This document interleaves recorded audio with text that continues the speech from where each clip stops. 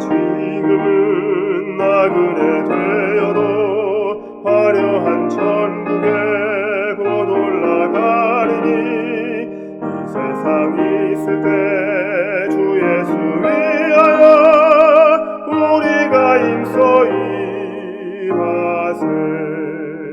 주에게 분부하신 일 천사도 할 수 없겠네. 화목해 하라신 구주의 말씀을 온 세상 널리 전하세. 주 예수 말씀이 온 세상 만민들 흉악한 죄에서 떠나라 하시니 이 말씀 듣고서 새 생명 얻어라. 이 기쁜 소식 전하세. 주에게 분부하신 일 천사도 할 수 없겠네. 화목해 하라신 구주의 말씀을 온 세상 널리 전하세.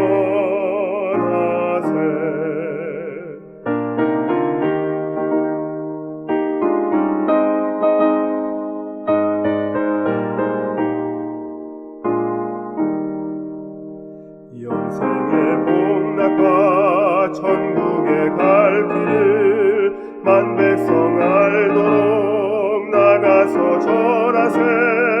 주 말씀하기를 이 진리 전하라. 우리에게 분부하셨네. 주에게 분부하신 일 천사도 할 수 없겠네. 화목해 하라신 구주의 말씀을 온 세상 널리 전하세.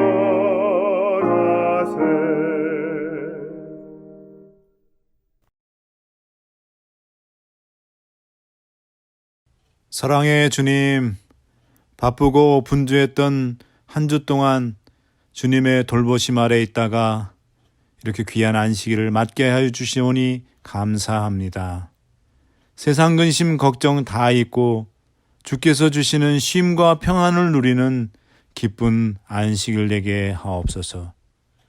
이번 주부터 하나님의 구원의 청사진이 담긴 성서에 대해서 공부합니다. 저희 모두에게 지혜를 주셔서 성서에 담겨 있는 복음과 진리를 깨닫는 시간이 되게 하옵소서. 예수 그리스도의 귀하신 이름으로 기도드리옵나이다. 아멘.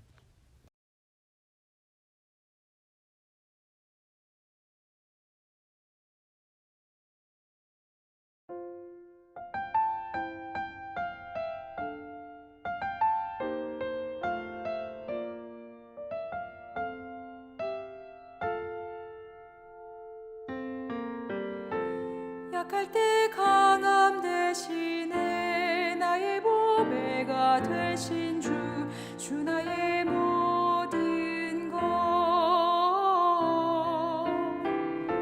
주 안에 있는 보물을 나는 포기할 수 없네. 주 나의 모든 것.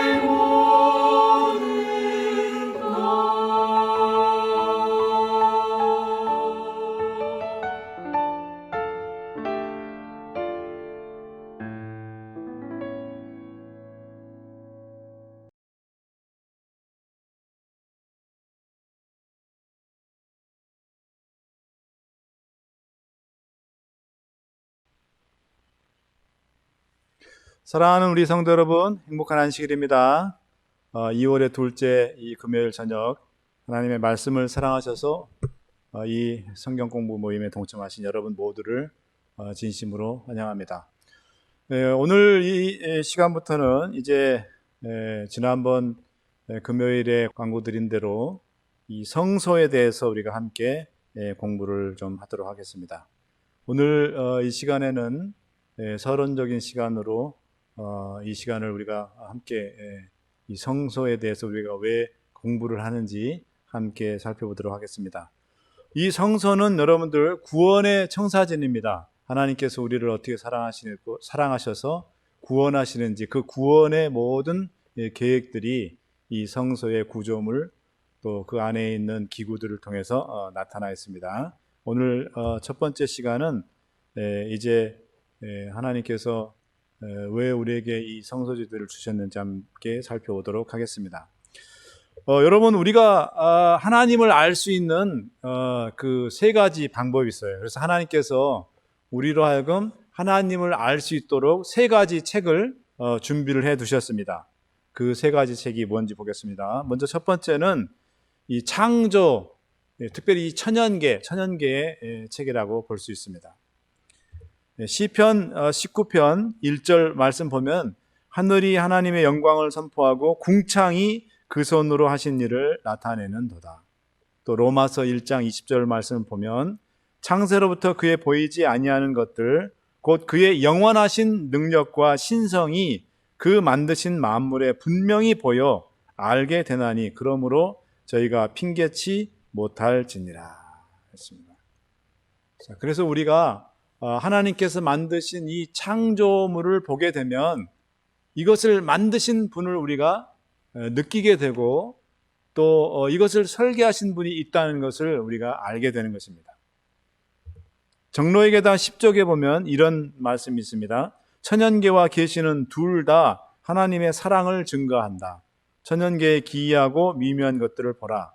온 땅을 비추는 일광과 적시는 우로 산과 바다와 들, 이 모든 것은 조물주의 사랑을 우리에게 말하고 있다.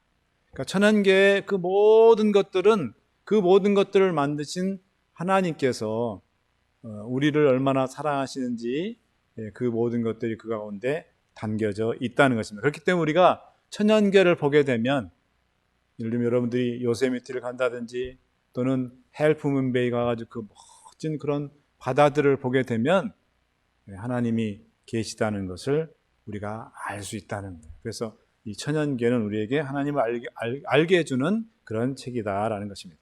자, 두 번째 책은 뭘까요? 말씀의 책. 자, 요한복음 5장 39절 말씀 보면 이런 말씀이 있습니다. 너희가 성경에서 영생을 얻는 줄 생각하고 성경을 상고하거니와 이 성경이 곧 내게 대하여 증거하는 것이로다 그랬습니다. 그래서 우리가 이 하나님의 이 말씀을 읽고 이 하나님의 말씀을 연구하게 되면 우리가 거기서 하나님을 만나게 되고 하나님을 우리가 경험을 하게 된다는 것입니다. 그래서 두 번째 책인 이 성경을 통해서 하나님께서는 하나님을 우리에게 보여주시고 알게 해주시는 책이라는 것입니다. 자, 이제 세 번째 마지막 책은 어떤 책일까요? 바로 성서책입니다. 출애굽기 25장 8절에 보면 내가 그들 중에 거할 성소를 그들을 시켜 나를 위하여 짓되 그랬습니다.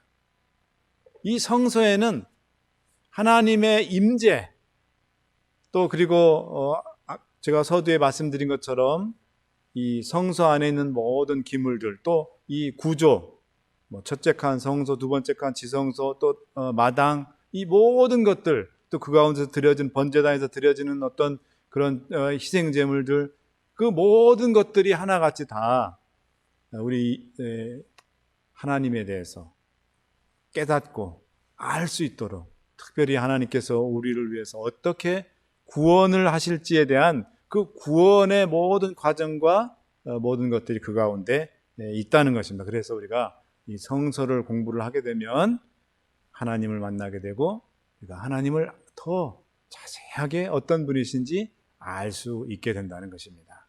자, 그래서 이제 그런 의미에서 이제 우리가 이제 성서를 공부하는데, 자, 이 성경을 보면은 성소에 대한 여러 가지 표현들이 나와 있습니다. 네, 그 표현들을 한번 보겠습니다. 창세기부터 계시록까지 성경 66권 가운데 이 성소에 대한 표현들이 나오는데, 첫 번째 성막이라는 표현, 이게 다 이 9가지가 이 표현들이 다 한 가지를 나타내는데, 이렇게 다양하게 9가지로 이렇게 성경에 나와 있다는 거예요. 자, 성막이라고 표현된 것이 88회가 그 기록이 되어 있고, 또 회막이라는 말이 쓰여졌어요. 회막 157회, 또 이 증거막이라는 그런 표현이 쓰였는데 이것도 6번 등장합니다. 또 성소 204회, 또 성전이라는 말이 있어요. 159회, 여호와의 집 47회, 하나님의 집 10회, 여호와의 전 224회, 하나님의 전 107회, 이렇게 성막, 회막, 증거막, 성소, 성전, 여호와의 집, 하나님의 집, 여호와의 전, 하나님의 전, 이 모든 것들은 하나예요, 하나. 이 성소 또는 성전을 이렇게 성경에는 다양하게 그렇게 표현이 나타나 있다는 것입니다. 자, 그 다음에 이 성소가 여러분들 여러 그 성경의 시대에 걸쳐서 이렇게 그 성소의 모양에 따라서 변천이 되어 있었어요. 자, 원성소 시대라 하는데요, 아담과 하와가 에덴 동산에서 살다가 범죄함으로 인하여 이제 에덴 동산에서 쫓겨났죠.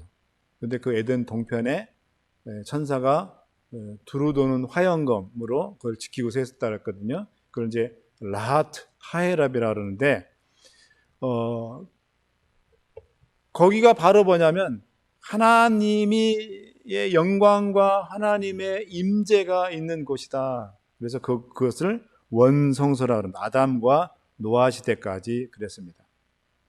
근데 이제 두 번째 이제 제단 성소 시대인데, 노아가 이제 홍수가 끝나고 하나님께서 이제 비둘기를 통해서 홍수가 끝났다는 것을 가르쳐주고, 그런 다음에 이제 그 노아와 노아의 가족들이 탄 방주가 아라라슨에 걸려서 이제 무트로 이제 나오게 됐을 때, 노아가 제일 먼저 한 게 뭡니까? 창세기 8장에 보면 노아가 하나님께 단을 쌓았다 그랬어요. 그 단이 바로 뭐냐면 이 제단 성소라는 거예요. 그 다음에 또 창세기 12장에 보면은 제가 언제 한번 설교할 때 말씀했죠. 아브라함이 제일 잘한 것은 바로 뭐예요? 아브라함은 항상 어디를 가든지 그곳에 가면은 제일 먼저 하는 일이 단을 쌓았다 그랬어요.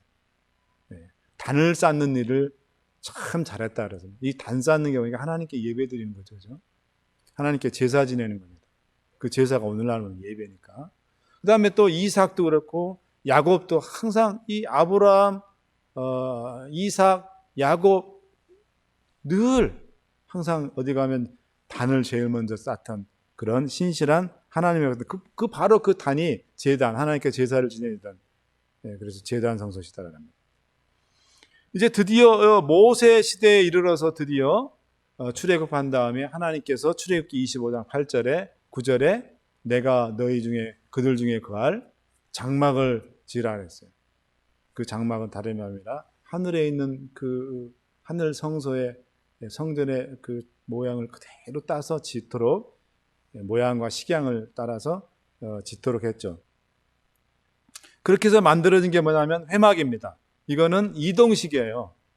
건물로 딱 고정되어 있는 게 아니라 또 해체 언제든지, 왜냐하면 이스라엘 백성들이 광야에서 늘 이렇게 수경을 하고 가나안 땅 들어가서 실로에 그들이 성막을 만들고, 나중에는 솔로몬 시대 건물형 성전이 이루기 전까지는 계속해서 이동식 또 조립식 그 회막 성소를 했습니다. 그래서 모세부터 솔로몬까지, 드디어 솔로몬 시대부터 예레미야까지 이제 성전이죠. 원래는 이 성전이 다윗 왕이 그렇게 성전을 짓기를 원했지만 하나님께서 그 성전을 짓고 하나님께 헌당하는 그 축복을 다윗이 아니라, 왜냐하면 다윗이 네가 너무 많이 피를 흘렸기 때문에 그 하나님의 전을 짓는 그것은 그의 아들 이 솔로몬에게 하나님께서 허락하셔서 솔로몬 때 성전이 완성이 됩니다. 그래서 이 성전을 제1성전이라고 그래요. 왜냐하면 그 다음에 또 이 성전을 이제 다시 이은 제2성전이 또 있기 때문에 제1성전 시대인데 이 제1성전이 예레미야 시대까지 있게 됩니다. 근데 이제 여러분이 잘 아는 것처럼 우리가 다니엘서를 공부하게 되면 바벨론에 의해서 세 차례 예루살렘이 완전히 약탈을 당하죠. 그리고 끝내 BC 586년에 예루살렘이 있는 성전이 있는 남방 유다가 바벨론에서 망하게 됩니다. 그래서 예레미야 그때까지 성전 제1성전 시대가 있었다면 예레미야 그 BC 580년 이후부터 스룹바벨 시대까지 성전이 없었어요. 완전히 성전이 회파되고 성전의 기물들이 약탈돼서 바벨론으로. 여러분들 다니엘서에 보면 벨사살 왕이 그 성전에서 가져온 그 기물들에다 그릇들에다가 술을 붓고 연애하면서 하다가 벽에 메네 데겔 우바르신이라는 그런 하나님의 심판의 경고가 나오잖아요. 자, 그래서 성전이 없던 시대가 이 예레미야 시대부터 이제 이스라엘 백성들이 많이 포로로 바벨론을 끌려가고 그랬습니다. 그래서 예루살렘이 더 이상 제사도 없고 그랬었어요. 그러다 이제 스룹바벨이 고레스의 명을 받아가지고 와서 이제 성전을 다시 짓고 또 무너진 제사제들을 회복하고 하는 그래서 그거를 제2성전이라고 합니다.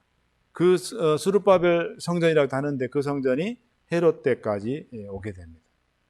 근데 이제 헤롯이 또 이제 뭐냐면은 성전을 짓게 돼요. 이 헤롯은 우리가 잘 아는 것처럼 신약 시대에 이 헤롯 왕이 나오잖아요.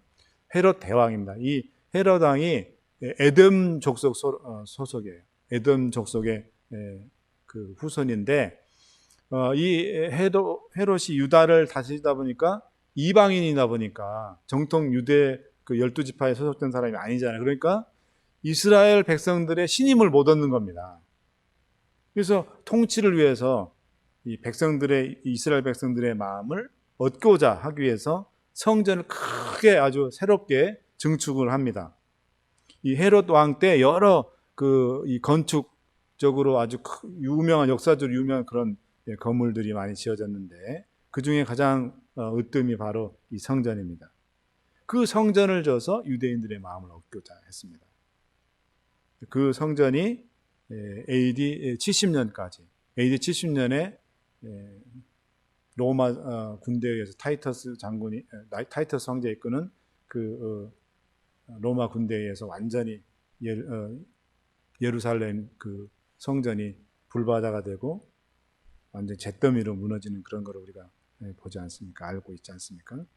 그래서 헤롯 왕 때부터 AD 70년까지가 바로 이 헤롯 성전 시대입니다. 제가 2년 전에 그 예루살렘에 갔을 때 예루살렘 그 이스라엘 국립박물관 그 마당에 그 예수님 시대의 예루살렘을 예루살렘 성을 미니어처로 똑같이 해가지고 하여튼 뭐 몇천 분의 1로 이렇게 해서 줄여가지고 성을 이렇게 해놨더라고요. 져놨더라고요. 근데 그 가운데 보니까 성전이 있더라고요.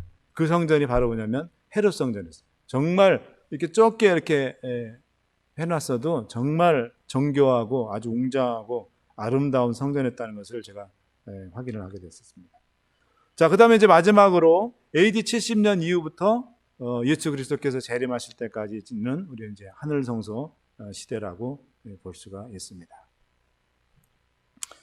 자, 그러면은 하나님께서 맨 처음에 이스라엘 백성들에게 도대체 이 성소를 왜 주셨냐 이거예요.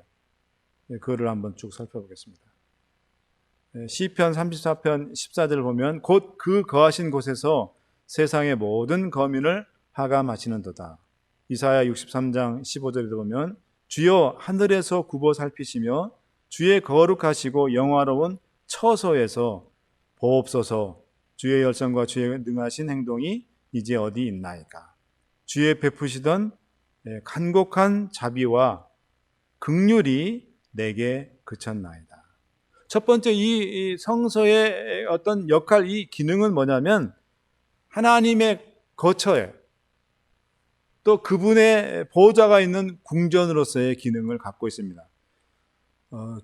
출애굽기 25장 8절 9절 보면 내가 그들 중에 거할 처소라고 그랬어요. 그들 중에 거할, 그러니까 이스라엘 백성 중에 거할. 그래서 여러분들 제가 그 말씀을 드렸지만 이스라엘 백성들이 진영을 칠 때 가장 제일 먼저 정중앙에 위치하는 게 뭐라 했습니까? 이 성소가 회막이 성막이 제일 가운데 자리를 잡고 그래서 성막이 딱 쳐지면 그 다음에 그 성막을 중심으로 동서남북 네 방향에 세 지파씩 12지파가 진을 친다 그랬죠. 그래서 이스라엘 백성들의 항상 그 삶의 중심은 성소였다 얘기를 하는데 바로 이스라엘 백성과 함께 하시는 그 임마누엘 하나님, 임마누엘이라는 뜻이 뭐냐면 하나님이 우리와 함께 하신다잖아요. 이스라엘 백성과 늘 함께 하시는 그 하나님의 거처가 바로 뭐냐면 이 성소라는 것입니다. 그래서 하나님의 거처 또는 보좌가 있는 하나님의 보좌가 있는 그런 궁전으로서의 이 성소의 기능이 있다는 것입니다. 자, 그 다음에 두 번째로 아까 제가 이 성소 하나님의 구속의 청사지라 그랬죠. 바로 이 성소는 인간을 위한 속죄와 또 인간을 위한 구속이 이루어지는 모든 방법과 그 과정 또 절차 이런 것들을 가르쳐주는 교실로서의 기능을 하고 있어요. 아까 첫 번째 어떤 하나님의 임재의 거처 또 궁전으로서의 기능이 있다면 두 번째로는 하나님께서 우리를 어떻게 구원하시는지 그 구원의 모든 과정과 절차들 또 방법들을 이 성서를 통해서 우리들에게 보여주고 있다는 거예요. 가르쳐주고 있다는 거예요. 그래서 교실로서의 공간을 교실로서의 기능을 우리에게 보여주고 있다는 것입니다. 시편 73편 16절 17절 보면 이런 말씀이 있습니다. 내가 어찌면 이를 알까 하여 생각한즉 내가 심히 곤란하더니 하나님의 성소에 들어갈 때야 저희 결국을 내가 깨달았나이다. 세상의 모든 악인들이 하나님의 백성보다 더 잘 살고 더 부자로 떵떵거리고 이렇게 하는 것에 대해서 정말 나는 신앙하는데 믿음대로 사는데 나는 왜 이렇게 가난하고 모든 일이 잘 안 풀리고 그럴까? 그런 어떤 의문들을 내가 하나님의 성소로 들어갔더니 성소에 갔더니 하나님께서 그 모든 것들의 비밀을 다 깨닫도록 해주셨다. 그래서 어떤 가르침 또 이 깨달음을 얻을 수 있는 그런 곳이 바로 뭐냐면 이 성소라는 것입니다. 특별히 우리의 속죄, 우리의 구원 문제에 대해서 어떻게 하나님께서 우리를 구원하시는지 그 방법과 또 과정들을 보여주는 것, 가르쳐주는 것이 바로 성소라는 것입니다. 그 다음 세 번째로는 하나님의 심판이 베풀어지는 법정으로서의 기능이 바로 이 성소에 있습니다. 민수기 12장 4절 5절을 보면 모세와 아론과 미리암 이 형제 남매지간에 문제가 생겼어요. 그건 바로 뭐냐면 모세가 이방 여인을 아내로 들였거든요. 그랬을 때 누나 미리암과 형 아론이 굉장히 그거를 가지고 모세를 비판하고 또 공격하고 조롱하고 그랬어요. 그랬을 때 회막문 앞에서 이제 하나님께서 이 미리암과 아론과 모세를 불러서 거기에서 바로 뭐냐면 미리암에 대해서 하나님의 지도자인 하나님의 영적 리더인 이스라엘 백성들의 지도자인 모세를 비방한 죄로 인해서 미리암에게 문둥병을 내리는 그런 심판이 베풀어집니다. 또 신명기 17장 2절 5절에 민수기 17장 2절 5절에 보면은 이 고라 자손이 모세에게 반역을 하거든요. 그래서 이 고라당에 대한 그 고라당의 반역에 대해서 심판을 하는 그것이 바로 이 하나님의 회막 바로 이 성소였습니다. 또 1844년 10월 22일 이후로 하늘 성소에 두 번째 칸인 지성서에서 우리의 대제사장이신 예수 그리스도께서 바로 우리를 위해서 중보하시면서 또 한편으로는 하나님의 백성들에 대한 조사 심판을 지금 하고 계십니다. 그래서 이 성서는 심판이 베풀어지는 그런 법정으로서의 기능을 가지고 있어요. 자, 이런 어떤 서론적인 얘기 외에 또, 자, 그렇다면 우리가 왜 성서를 왜 공부를 해야 되나? 왜 우리가 성서를 연구를 해야 되나? 그 중요성에 대해서 살펴보겠습니다. 첫 번째, 성서에 대한 우리가 이 이해는, 우리가 이 성서에 대해서 정확하게 이해하는 것은 우리 재림 신앙의 기초이다. 복음전도 221조에 보면 이런 말씀이 있습니다. 하늘 성소에서 이루어지고 있는 봉사에 대하여 올바로 이해하는 것은 우리 신앙의 기초가 된다. 여러분들이 성경을 많이 공부를 하더라도 이 성서에 대한, 특별히 레위기서나 또 출애굽기에 더 구체적으로 얘기하면, 좁혀서 얘기하면 레위기서죠. 레위기서하고 신약에서는 히브리서, 이 두 책을 통해서 성소가 무엇인지, 성소의 기능이 무엇인지, 성소의 역할이 무엇인지, 이 성서에 대해서 정확하게 이해하고 그 성서의 진리를 우리가 깨닫지 못한다면 우리는 뭐예요? 재림교인이라고 말할 수 없는. 그래서 이 성서 진리는 우리 재림교만이 가진 독특한 그런 기별이라는 것입니다. 그런데 여러분, 놀라운 것은 지금 한국에 수많은 일요일교인들이 옛날엔 안 그랬어요. 제가 대학 다닐 때 1980년대만 해도 일요일교회 개신교회들에서 장감리교회 이런 데서 전혀 성서에 대해서 알지도 못했어요. 그런데 2000년대 들어서 갑자기 일요일교회 개신교회에서 성서를 공부를 합니다. 거기서는 이제 성막이라고 해요.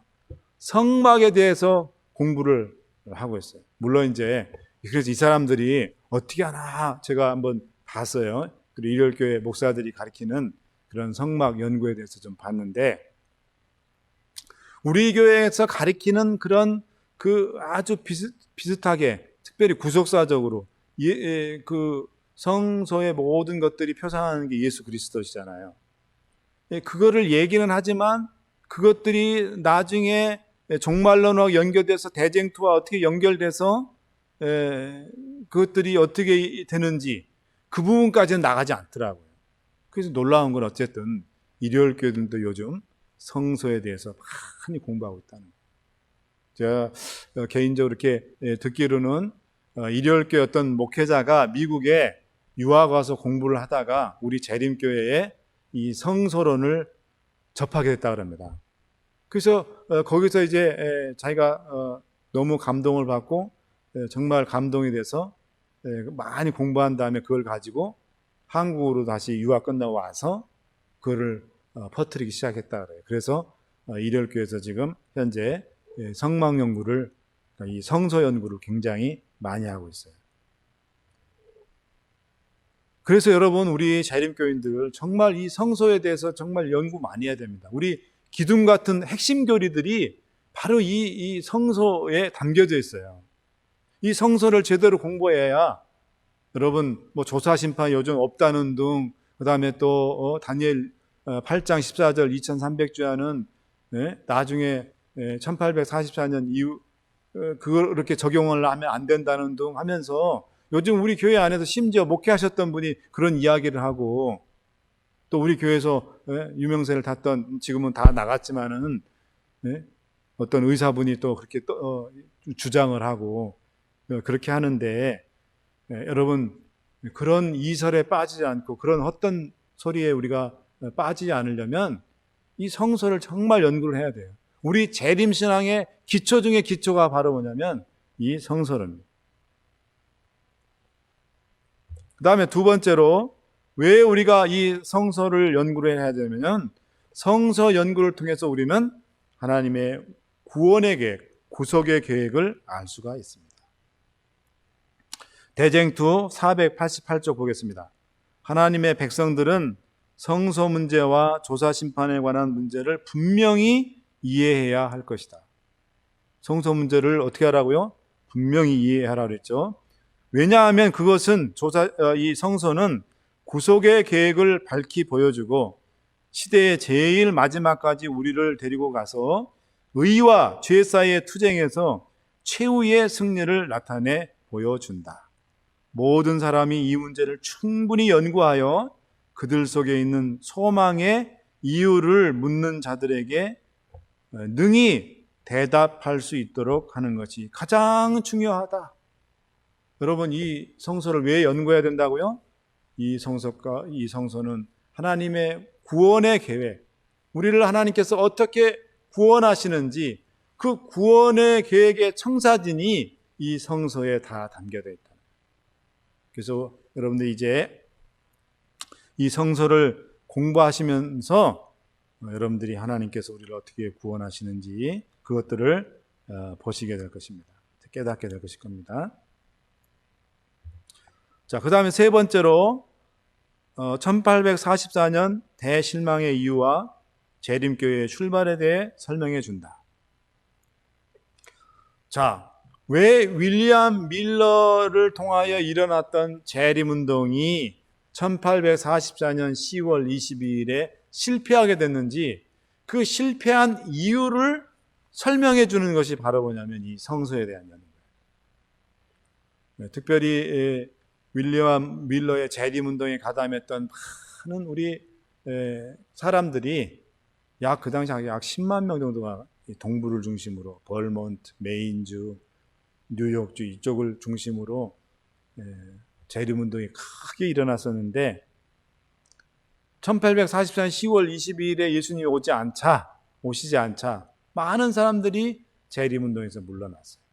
근데 남아있는 소수의 무리들이 정말 열심히 기도하고 또 성경을 특별히 구약의 성서를 연구하다가 예수님께서 1844년 10월 20일 2300주야의 끝인 1844년 10월 22일 이 땅에 오시는 것이 아니라 하늘 성서의 첫째 칸인 성서에서 두 번째 칸인 지성소로 들어가셔서 대제사장으로서 우리들을 위해서 중보하시고 또 조사심판의 사역을 지금 예수님께서 하고 계신다라고 그 진리를 발견을 하게 된 겁니다.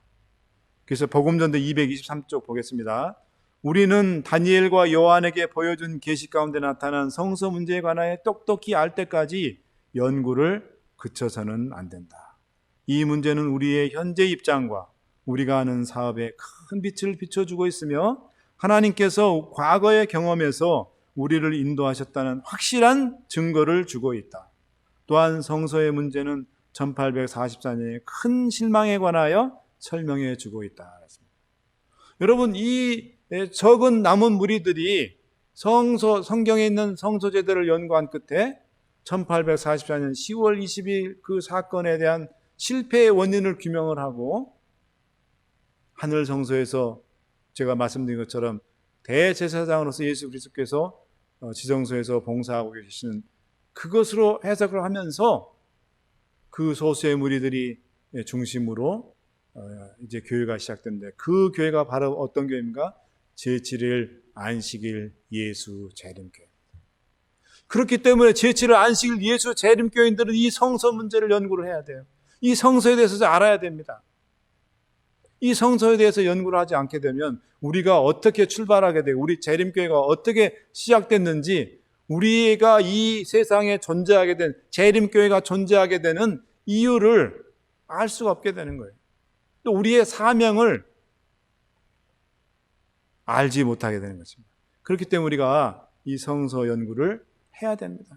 이 성서를 연구하게 되면 우리가 누구인지 재림교회에서의 정체성을 회복하고 또 우리의 사명이 무엇인지를 분명하게 깨닫도록 해주고 있다는 것입니다. 그래서 여러분들이 이 성서 공부 시간을 통하여 이제 앞으로 그런 놀라운 축복들을 좀 받았으면 좋겠습니다. 이제 마지막으로 하늘 성서에서 우리를 위해 중보하시는 그리스도를 보게 해요. 이 성서에 대한 연구는. 그래서 우리로 하여금 구원의 확신과 위로를 더 얻게 해주는 아주 복된, 아주 은혜 넘치는 그런 이 진리가 바로 이 성소 진리인 것입니다. 복음전도 223조 그리고 리뷰 앤 헤럴드 1883년 11월 27일자 기사에 보면 이런 내용이 있습니다. 우리의 대제사장이신 주님께서 조사 심판을 하시며 마지막 봉사가 이루어지고 있는 하늘 성소에 하나님의 백성들은 이제 그들의 눈을 고정시켜야 한다. 주님께서는 하늘 지성소에서 당신의 백성을 위하여 중보의 사업을 하고 계신다 그랬습니다.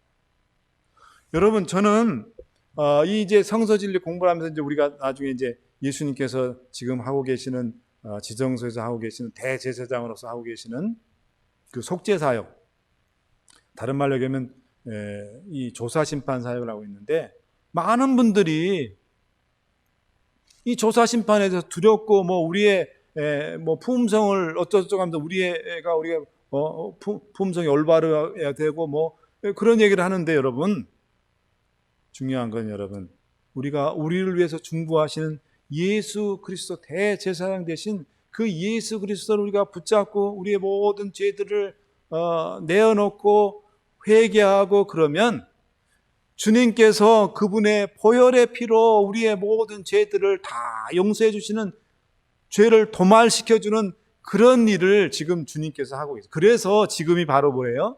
은혜의 시대라고 그러는 겁니다. 그렇기 때문에 여러분, 이 조사 심판은 어떻게 보면 굉장히 우리에게 은혜롭고 오히려 우리에게 구원의 확신을 주는 단보예요. 우리가 예수 그리스도를 끝까지 붙잡고 예수 그리스도를 믿는 그 믿음 가운데 있을 때에 십자가의 그 속죄의 은혜를 우리가 붙들고 우리가 주님 앞에 우리의 모든 죄들을 낱낱이 회개하고 고백하는, 그렇게 할 때에 주님께서 우리의 모든 죄들을 용서하시고 우리를 구원받은 백성으로 그렇게 판정을 하신다는 겁니다. 그러니 얼마나 이게 기쁜 기별이에요. 근데 이거를 그냥 무슨 천덕꾸리 모양 그렇게 조사 심판은 무슨 이상한 말부터 무슨 조사, 한국 사람은 원래 조사라는 말이 들어가면 기분이 안 좋잖아요. 조사하면 옛날 경찰서에 끌려가면 무조건 맞기부터 시작했으니까. 뭔가 나를 조사한다면 뭔가 감추고 싶은 뭔가를 끄집어내고 밝혀낸다, 이래서 별로 조사라는 말이 들어가면 기분이 안 좋아서 굉장히 이 조사 심판의 말에 대해서 알레르기 반응이 있는데, 그게 아니에요.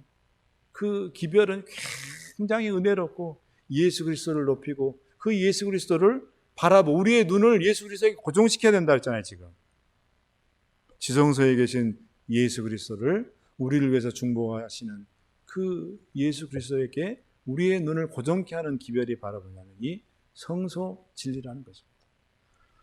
바라기는, 사랑하는 우리 성도 여러분, 이 금요일 여러분들 제발 이 금요일날 성경 공부 시간을 여러분 놓치지 마시고 좀 많이 여러분들이 보시기 바랍니다. 제가 보니까 안식일 예배보다는 조회수가, 금요일 성경 공부 이 조회수가 많이 적은데 여러분들 이 금요일날 성경 공부를 좀 많이 보시기 바랍니다. 이거는 그냥 듣고 은혜 받았다 이렇게 하는 게 아니에요. 여러분들이 보시면서 성경절들 이런 것들은 다 적으시면서 노트를 옆에 놓고, 우리가 코로나 전에 금요일날 예배 드릴 때 제가 항상 성경책과 노트를 항상 가져다 적으라 그랬잖아요. 공부하는 것처럼. 금요일 이 성경 공부 시간은 공부 시간에 수업 시간입니다. 그래서 여러분들이 함께 공부하면서 좀 많은 은혜를 받고 다시 한번 여러분들이 좀 각성하고 이 성소 진리를 통하여서 여러분의 정체성도 확인하고 또 예수 그리스도를 만나고 여러분이 시야가 우리 구주 예수 그리스도에게 정말 멈춰 있는, 예수 그리스도에게 맞춰져 있는 그런 귀한 축복을 받는 그런 이 성서 공부 시간이 되기를 간절히 바라면서 오늘 성서 연구 첫 번째 시간을 마치도록 하겠습니다. 감사합니다.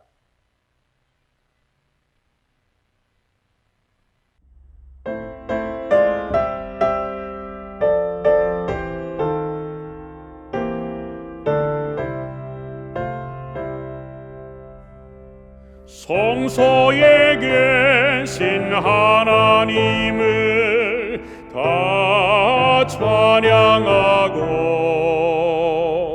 권능의 궁창 거기서도 주를 높이 나팔을 불고 비파를 뜯어 찬양해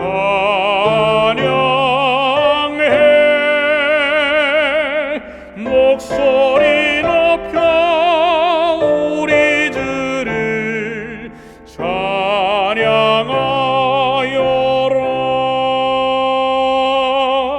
지극히 크신 하나님을 다 찬양하고 능하신 업적 바라보고 주를 높이라. 수금을 타고 소고를 쳐서 찬양해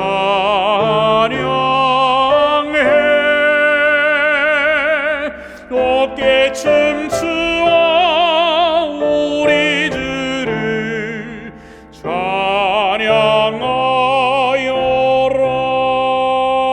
찬양하여라. 생명을 주신 하나님을 다 찬양하고 지으신 만물 가운데서 주를 높이라. 둥소를 불고 재금을 울려 찬양해 손뼉을 쳐서 우리들을 찬양하여라.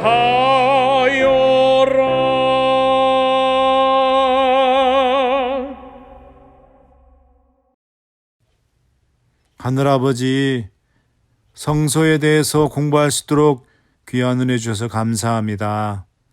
성소를 통하여 보여지게 될 그 놀라운 구원의 계획을 깨닫게 하시고 또 우리의 눈이 예수 그리스도에게 고정되게 하옵소서. 성소 연구를 통하여 우리를 구원하시기 위하여 돌아가신 예수 그리스도를 만나게 하시고 또한 우리를 향하신 아버지 하나님의 그 무한하신 사랑을 깨닫게 하옵소서. 구주 예수 그리스도의 이름으로 기도드리옵나이다. 아멘.